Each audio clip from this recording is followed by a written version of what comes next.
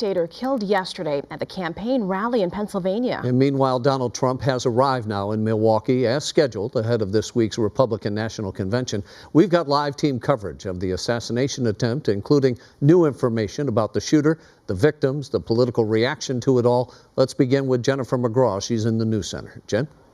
Yeah, Rick and Karine, scary moments for thousands of people attending the rally. This was a televised major event with police there, but somehow around 6 o'clock, a gunman was able to open fire, and the former president was nearly an inch away from being assassinated. The rally in Butler, Pennsylvania was supposed to be former President Donald Trump's last campaign stop before the Republican National Convention. The speech was to a packed crowd in a critical swing state, but in just a matter of minutes, it was cut short.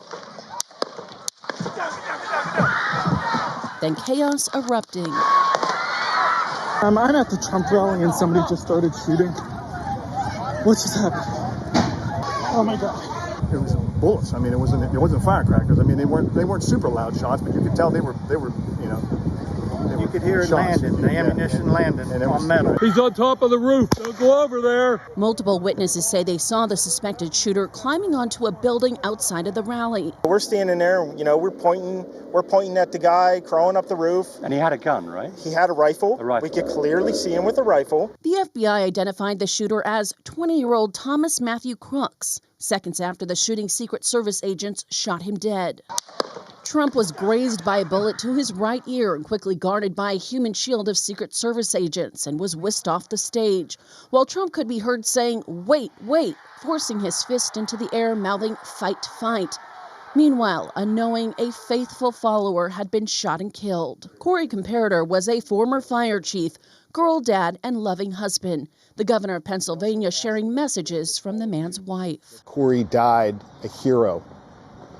That Corey dove on his family to protect them last night at this rally. Corey was the very best of us. May his memory be a blessing. The nation horrified by the deadly attack and potential assassination of a former president. Politically uniting, denouncing hate. President Biden saying there is no place for this kind of violence in America. This is the first attempt of assassinating a former president since Ronald Reagan was shot back in 1981. Karine, back to you. Jen, thank you. And now to the latest information about the alleged shooter who fired those deadly gunshots. He's been identified as 20-year-old Thomas Matthew Crooks. KTLA 5's Chip Yost live in Butler, Pennsylvania tonight, where that rally was held. Chip? Yeah, hey there, guys. We're here in Butler, Pennsylvania, outside the venue where that shooting happened. If you see the American flag behind me, that's where the rally was held yesterday. But before we tell you more about what happened there, let's tell you what we found about an hour south of here in the neighborhood where the accused shooter lived.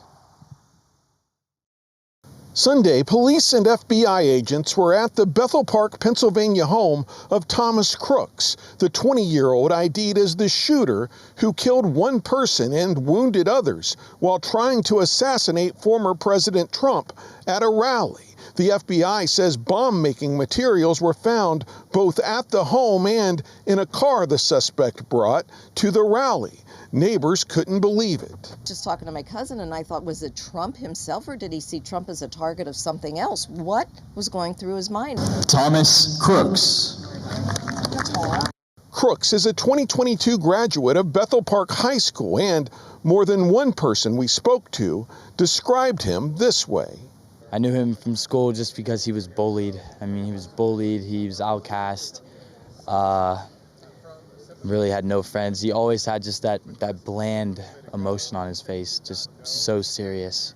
But according to the Associated Press, Crooks had no known military background, raising more questions about how he was able to make it on that roof and fire those shots, even as people outside the venue said they were trying to alert authorities that he was up there. Pennsylvania's governor was asked about those issues at a news conference Sunday.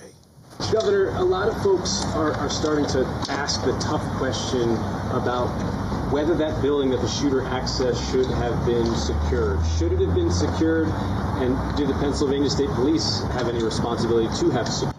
I'm not going to get into any questions answer any questions regarding the ongoing investigation. I trust that the FBI and the Pennsylvania State Police will keep you posted throughout the day and in the days ahead as to their investigation.